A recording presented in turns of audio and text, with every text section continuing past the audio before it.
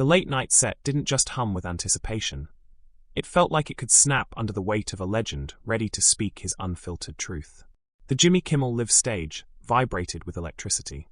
The Hollywood crowd buzzed as 95-year-old Clint Eastwood eased into the guest chair, his weathered face carved with years of resistance. He was there to promote Last Stand, a film about a rogue cop confronting corruption, raw and uncompromising in tone. Kimmel, 57, opened with his trademark charisma, tossing in playful digs about Eastwood's infamous squint. Then Eastwood spoke, his gravelly voice cutting through. Last Stand's about fighting a broken system. Same fight I've always had. His words, laced with anti-establishment fire, settled heavily. Kimmel's grin stiffened. He sensed an opening to push. Clint, that's bold, but kind of sounds like an old-timer raging at a world that's moved on. Little divisive, no? The jab landed with a thud. Half laughter, half shock from the crowd. A woman in the front row leaned over and whispered, "That's rough." Eastwood's eyes, still razor-sharp, locked on Kimmel. He didn't flinch. "Relic. I call out lies. Systems that crush people. That's Last Stand. That's me." His words, measured and solid, drew scattered applause, though boos flickered around the studio. Kimmel pressed on, unfazed, his humor now a sharpened tool. "Truth's nice, Clint. But all this talk about a broken system, some folks just hear complaining, not wisdom. Still think you're the man with no name." The jab at Eastwood's iconic image earned louder laughs. But a man in the crowd muttered, "Low blow." Eastwood's jaw set, his voice lowering. "Complaining? I've seen corruption since Rawhide. My fight's not your punchline." The air grew denser. The set was no longer a place for laughs. It had become a war zone. Kimmel, sensing the audience divide, doubled down.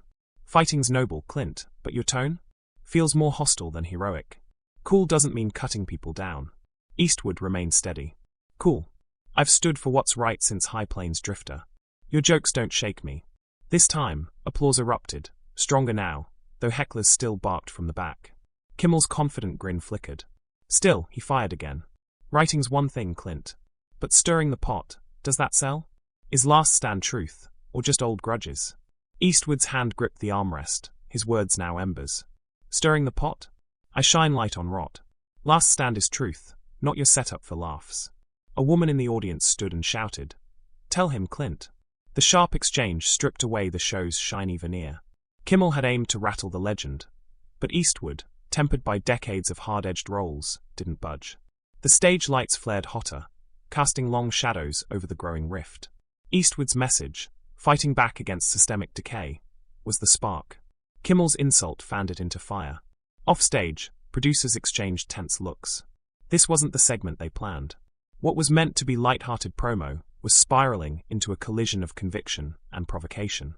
Eastwood's defiance threatened to flip the script and force Kimmel to reckon with the consequence of poking a titan. This wasn't just a guest appearance. This was a reckoning. Eastwood, a cinematic titan, was gambling his legendary status with each unfiltered word. Kimmel, by baiting a heavyweight, risked alienating a crowd that revered both his humor and Eastwood's legacy. The audience, a blend of movie buffs and comedy loyalists, sat riveted, torn between laughter and awe. This wasn't just a heated exchange. It mirrored Last Stand's raw arc of truth versus silence.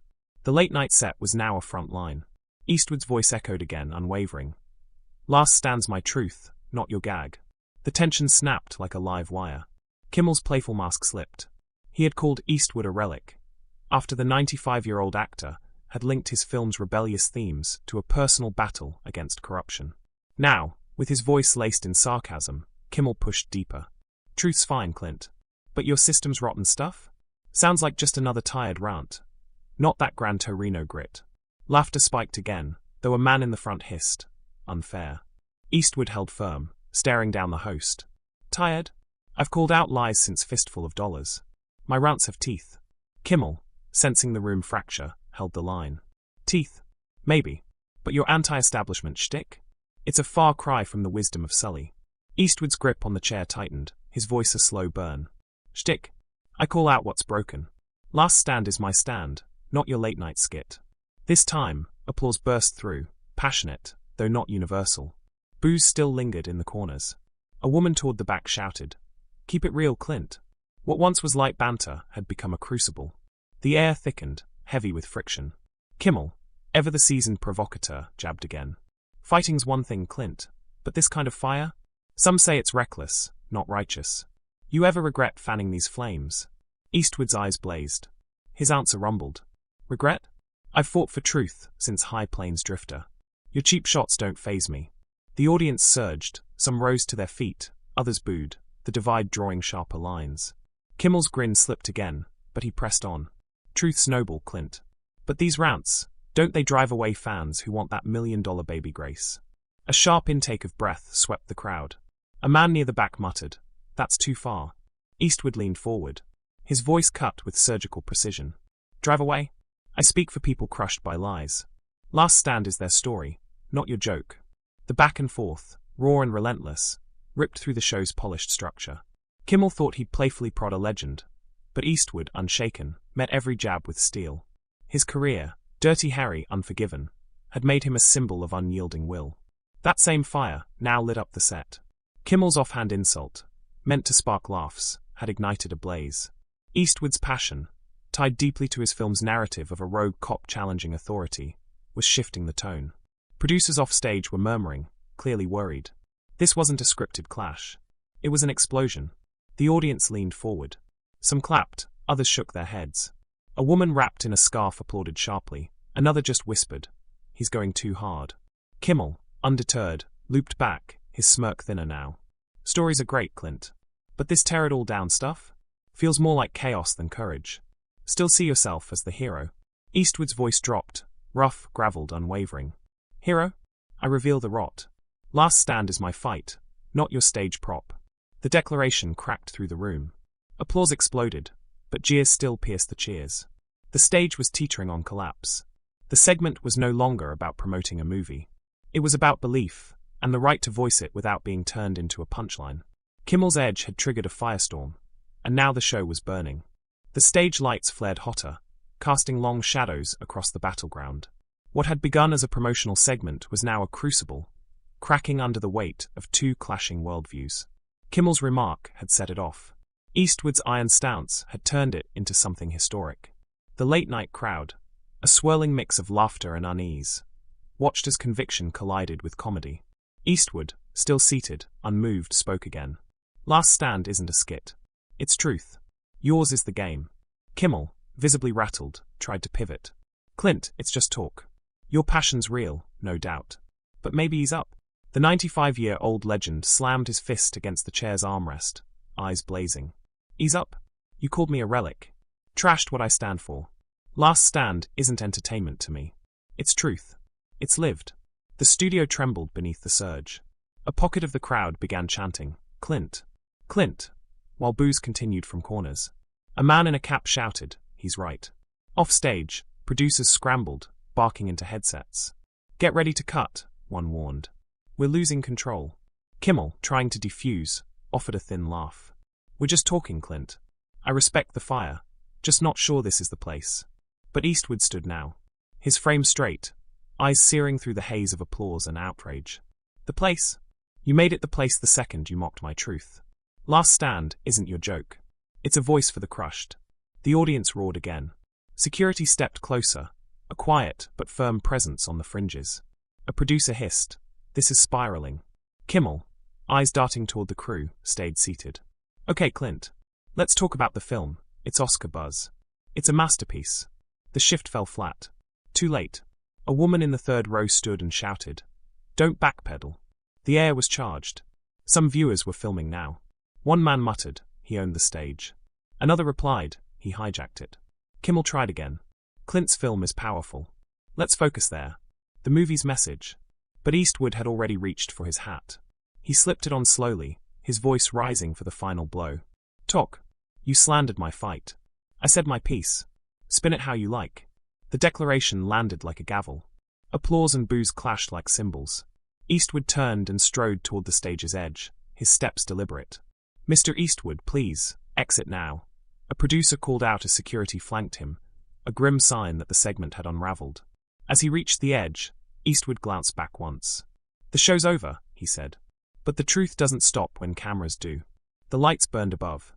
Kimmel sat frozen, his usual smirk gone. The stage behind him was a wreckage of shredded expectations. Cameras jerked for coverage. The crew scrambled. The taping had gone off the rails. What was meant to be a 6-minute plug had become something primal. Outside the studio, Eastwood faced the gathering press with the same icy calm that had silenced a live audience. "I spoke my truth. Show's over," he said, voice cool and unflinching. His departure, dramatic and pointed, only amplified the storm brewing behind the scenes. Inside, the fallout had begun. Jimmy Kimmel, still seated at his desk under dimmed lights, turned to the audience with a brittle smile. "Well, that was intense. Clint's a legend, no question. But hey, we like to keep things light here." The words clanged awkwardly in the air. A woman near the front snapped. "You pushed him too far." The Jimmy Kimmel live set, still buzzing with tension, was a broken shell of what it had been an hour earlier.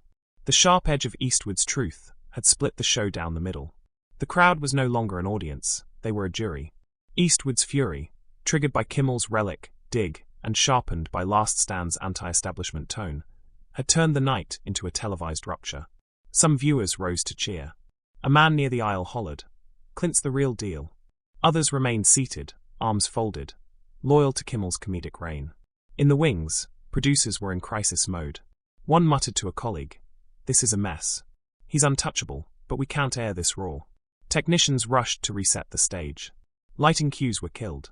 Camera operators looked to directors for guidance. Back on the studio floor, Kimmel gave it one last try. Clint's film Last Stand is a masterpiece. Maybe the Oscars will get it right. That's what we should be talking about. But his voice cracked, thin against the heavy silence. Too many audience members were already gathering coats, walking out. Others chanted, "Bring Clint back," as if that could undo the eruption. The stage was no longer a set. It was debris, of words, pride, and a challenge that went too far. Out front, Eastwood's car waited. He approached the reporters with firm resolve. "You all heard what I said. That's enough for one night." Flashes popped. Microphones reached. But Eastwood offered no more. Just a silent, steel expression before disappearing into the dark. The response online was instant. Hashtags flared. Clips spread. Commentary poured in. Was Clint defending truth, or hijacking a talk show? Was Kimmel just poking fun? Or was it a targeted jab that backfired? Back inside, Kimmel slumped backstage, murmuring to his staff, "I misread him. That fight in him. It's not just for the screen. It's real. But man, that fire's intense." He wasn't wrong. The insult, calling Eastwood a relic, had lit a fuse. The clash that followed was unlike anything the show had faced before. Audience members lingered outside the studio, still locked in debate. A woman in a blue cap said, "Clint shut him down. Old school grit." Another fired back, "He was too much. TV isn't a courtroom." The divide was sharp, raw, and real. What had unfolded on the stage would be picked apart, praised, condemned, and studied. Because it wasn't just entertainment. It was a confrontation that crossed into cultural fault-line territory. In the days that followed, the confrontation would be dissected endlessly, across headlines, talk shows, and timelines. For some, it was the moment Clint Eastwood cemented his myth as a no-nonsense titan who refused to be mocked. For others, it marked the moment a beloved host misjudged the limits of his own stage. The phrase, "spin it how you like," Eastwood's final words on set, echoed like a verdict. In those 5 words, he had drawn a line in the sand. The crowd's chants and jeers now faded memories, but the fire he left behind still crackled. Backstage, Kimmel's team tried to salvage the wreckage. A producer muttered, "We'll cut it. Shorten it. Maybe edit in a lighter moment." But the truth was, nothing about the segment had been light. It had shifted tone, purpose, and format, and everyone watching knew it.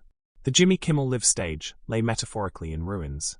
What was supposed to be a promotional taping had instead become a battleground for conviction. Kimmel, a master of quips, had gone toe-to-toe with a man forged in cinematic fire, and found himself outmatched. Eastwood, the embodiment of defiance from Dirty Harry to Gran Torino, didn't just defend his film. He fought for it like it was a personal crusade. And in doing so, he became both more admired and more controversial. Outside the studio, opinion remained split. One woman, recording herself, said into her phone, "That was raw. Clint's not acting anymore. That's just who he is." Another viewer scoffed, "It was unhinged. This is late night, not Capitol Hill."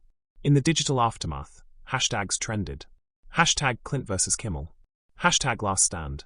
Hashtag Relic or Rebel. The confrontation had lit a match in the cultural arena, sparking arguments about freedom of expression, age, conviction, and respect. Eastwood's stance, tied deeply to Last Stand's themes of standing alone against the tide, resonated with viewers craving truth over polish. His refusal to back down became both a rallying cry and a cautionary tale. Kimmel, to his credit, faced the fallout with some humility. In a backstage moment, caught by a crew member, he confided, "That's the thing about icons. You poke the bear, you better be ready when it roars." The tension wasn't just a clash between two men. It was a mirror for an audience caught between eras, those drawn to Kimmel's irony and those who still idolized Eastwood's grit.